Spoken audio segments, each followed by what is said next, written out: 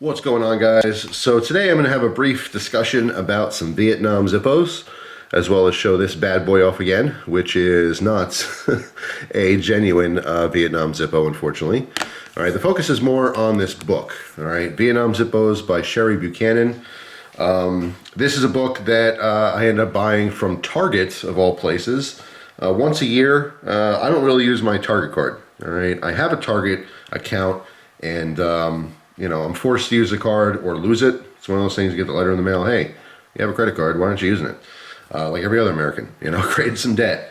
So, you know, I'm kind of forced to buy something once a year just to keep the line of credit, all right? So last year, I ended up picking up, you know, a random Mario multi-tool, right? So I figured, you know, let me look around, see if I can get something I can, you know, make a video on, talk about a little bit here. I looked at their knives. Surprisingly enough, if you just go on target.com and type in knife, they have a bunch of knives. Some of the cooler knives, you know, knives that I would normally buy, their prices aren't that great. So then I started looking up different types of lighters, and mostly they have grill lighters and stuff like that. And this popped up, the Vietnam Zippo book. Now this is a book that I used to have back in the day. Some of you guys know that I used to have a huge Zippo collection, and I had all kinds of accessories and displays and advertisements, you know, from the 30s and 40s and all kinds of cool stuff. And I ended up trading all of that for a gun, which I later traded for a knife, which I later sold to pay off some bills.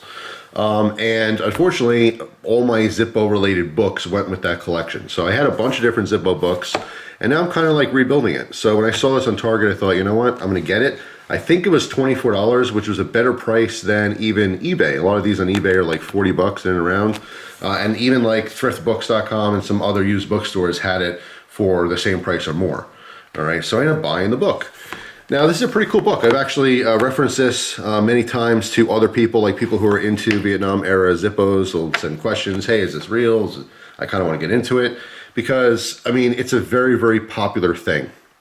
All right, specifically in the Zippo collecting world, there's a couple different avenues people go. Vietnam era Zippos and wartime Zippos and stuff like that are extremely popular because there's a lot of history there. Now first, let's take a closer look at this Zippo. This is a representation of what one of these Vietnam era Zippos would be like, although again, this is a counterfeit.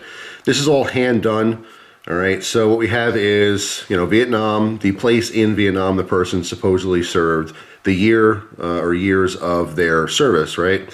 And then some kind of emblem. A lot of times they're saying, so you flip it over, there's another symbol on top here. And the saying is a year shortened as a day, then I'll go home soon, right? This is one of the more common sayings that were on these Zippos, right?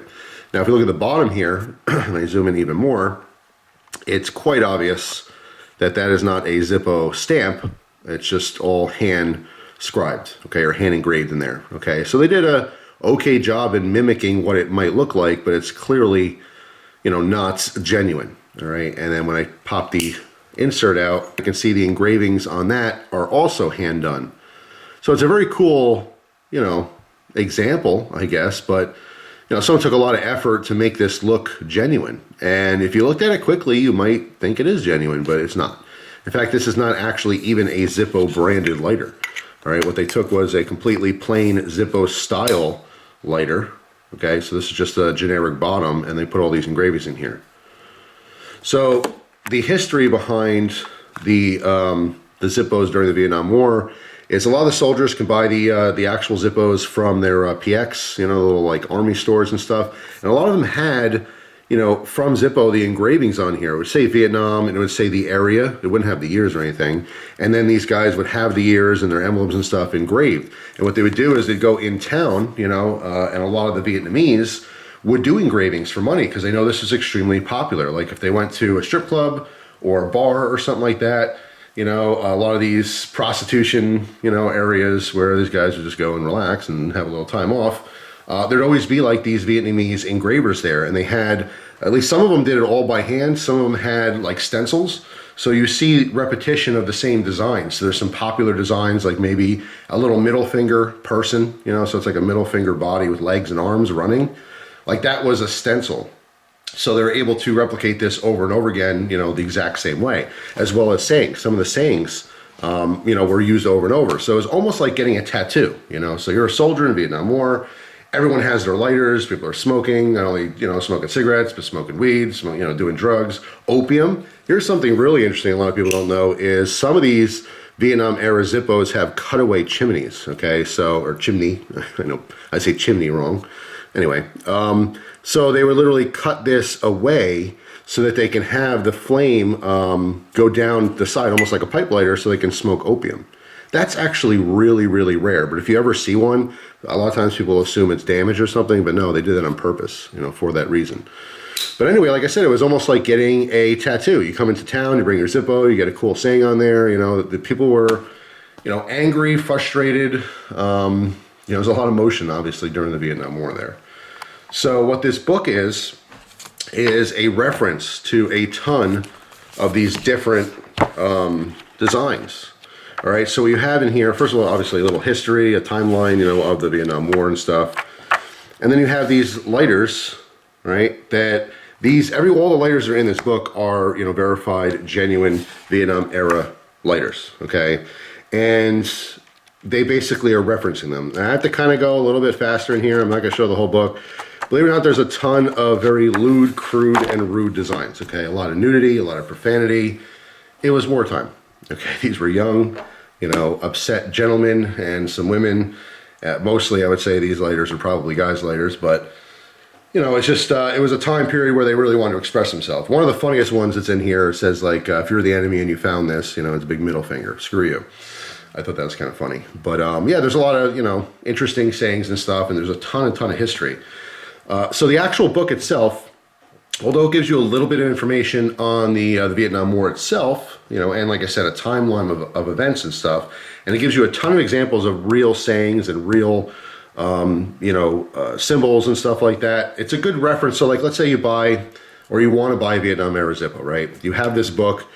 You would look through the book to see if there's a common theme that's in here, okay? It's possible that one of the Zippos that are in there, all the Zippos that are in this book exist somewhere. Some of them I'm sure were destroyed, but let's say someone wants to send a genuine one and they got a high price tag on it. It might actually be in this book for reference. The one thing though is the book does not really talk about counterfeits. It has nothing to do with the counterfeits at all. So it's not really a guide in finding out whether it's real or not. It's just a reference for some of the real ones. So you could see, some real sayings and some real symbols, things like that. Ones that were a little bit more popular or common. If you're into Zippo collecting, specifically Vietnam Zippos, it's a must-have book. As far as figuring out, hey, is this one real or not? Like I said, a lot of the fake ones are actually inscribed. They take regular lighters. A lot of times you'll be able to tell the fake ones because of fake aging, where they'll grind down and sand down the lighter like it was used forever. A lot of times on the base, you'll see tons of dimples. They'll literally take a ball peen hammer and just like dent it up to make it look like it was used in war, that it was carried for many, many decades, So like fake aging is another kind of giveaway. It's hard. It's very difficult. There's some really, really good fakes out there. Many different levels of fakes. But I just want to touch upon it because I did pick up the book. I am starting to get back into Zippo related books because again, unfortunately, I have to buy them all over again, because I got rid of them back in the day. But this is one of the ones I talk about, and I always bring up. Whenever someone brings up Vietnam era Zippo, I always bring up this book because it's a really, really awesome read. Tons of history, even if you're not into Zippos, if you're into the Vietnam War, and war history, it would be something that'd be really fascinating to read. But specifically, if you're into or want to start collecting these types of Zippos, you really have to be careful. For me, I currently don't have any genuine Vietnam era Zippos. I do eventually want to get one in the collection, just because it's like a must-have. If you collect Zippos, it's just one of the cool ones to own. The genuine ones range anywhere from like $100 to $300 or more. It really just depends on the condition of it. If it, obviously being real, it's hard to verify that they're real. Having an actual bottom stamp that would be within the years of the Vietnam War, obviously, you're not going to have a Zippo from 1992 that was made in 1992 that's from the Vietnam War, obviously. And then there's some crossovers too. There's guys who have genuine Zippos from like, a previous war that carry, father handed down, or maybe they were older and they served in Vietnam as well, so those are pretty interesting as well. They usually, get a lot more money. But it's just a very specific type of Zippo collecting that I think is becoming pretty popular. It's always been popular, but I think more and more people are starting to really want to focus on, you know, wartime or war era Zippos. So, I mean, one of the other ones is the Black Crackle. You know, if you're not into Zippos, it's a very, very sought after, you know, wartime Zippo lighter. You know, steel cased with the black outside, had like a black textured finish on there. So, you know, it'd be dark, it wouldn't shine. You know, if you're lighting up a cigarette or something, the enemy wouldn't see it from a mile away, you know. But yeah, I mean, those fetch tons and tons of money. So, I mean, like, I'm kind of focused on Zippos, you know, a lot again. I'm really looking at Zippo stuff. I've been, you know, looking on eBay here and there and putting in some auctions, not trying to spend any crazy money. You know, but as far as like eBay goes, if you see one of these lighters and it's an auction and you only want to spend $25 and you know it's probably going to, you know, sell for $100 or something, there's nothing going to hurt you by putting in a cheap bid. You know, if you don't win it, oh well, but at least you tried. You never know. Sometimes eBay's weird. Sometimes you get stuff super cheap on there just because no one's looking. At that moment, you know, all the people that are looking for that kind of stuff just missed it. Sometimes you can search for things spelled incorrectly. Like instead of spelling Zippo, Z-I-P-P-O, spell it, you know, Z-I-P-P-I, Zippy. I don't know. People have spelling errors and then people don't end up seeing those auctions. I've done that before with knives. Like Spyderco specifically, you know, spelled with an I instead of a Y. You know, so someone they look at a knife, it says Spyderco, even though it's a Y in their head, they think, how do you spell spider, right? And they go to list it out. These are like usually non-knife people, obviously. They don't know the brand. But anyway, veering off into eBay techniques. I just thought the book is very interesting. The entire topic of Vietnam era Zippos are very interesting. And even the fakes are very interesting to me. The fact that someone took the time to take this $1 lighter and, you know, put all these engravings and stuff on here. I bought this on eBay years ago. I know I have a video on it. I had two counterfeit Vietnam Zippos, so I have two videos on separate ones. And I want to say I paid like $15 or $20 for it. I knew I had like an inkling it was fake. It could have been real, but the pictures weren't that great in the listing. And I took a chance for $15 or $20, and of course it ended up not being real. But to me, it's almost just as interesting the fact that someone, you know, took the time to counterfeit that to make money. You know, so, you know, for $2 lighter or $1 lighter or whatever, you know, I got my $15 or $20. So just one of those things. What's interesting too is I'm not sure if you buy like a Vietnam era Zippo and it's listed saying that it's in the Vietnam War, you know, it really depends on how they list it, because you could possibly get a refund, you know, if you could prove that it's not real, but that's kind of tricky territory there. You know, so you're always taking a chance if you're looking to bid on these things. If you're actually looking to just straight up buy them, you're going to pay more. Unless you get super crazy lucky and you find one at a garage sale for $5. Any place outside of eBay where people are selling these things, they probably know what they are. They probably know their worth. And sometimes even on eBay, you'll see like a buy it now when it's like $350, you know, $400. And it may not necessarily be worth that. That's just what the person thinks it's worth, because, you know, they may not be specifically into Zippos and they figure, hey, you know, this is a Zippo in the Vietnam War. This has got to be worth tons and tons of money.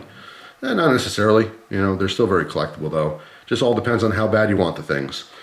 But anyway, that's it for now. Like I said, mostly focused on the book. I wish I could just show you the whole thing, but like I said, there's lots of naked women and sayings and sexual references and not to mention a lot of racism. There's tons of racism in here, obviously towards the Vietnamese. You know, it's what it is. It's at the time it was relevant.